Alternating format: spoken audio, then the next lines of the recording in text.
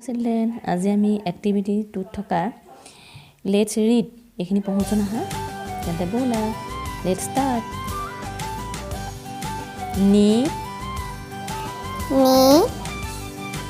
neatly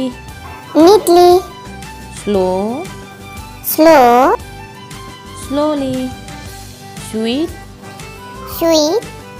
sweetly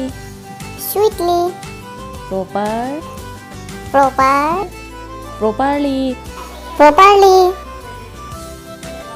happily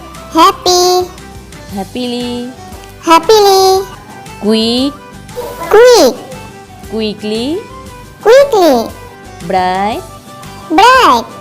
brightly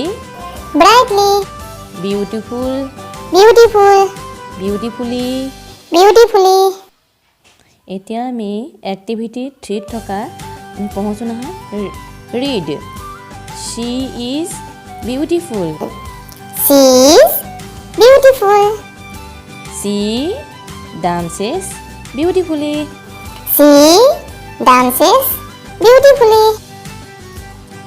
his handwriting is neat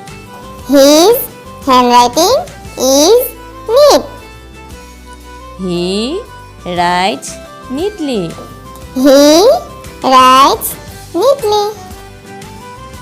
the chairs are in proper place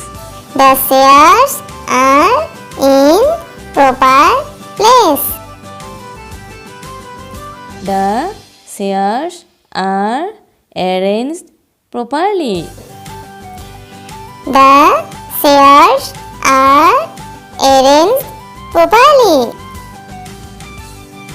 আজিলৈ সামৰিছো পুনৰ লগ পাম নতুন এটা ভিডিঅ' লৈ তেতিয়াহ'লে বাই বাই থেংক ইউ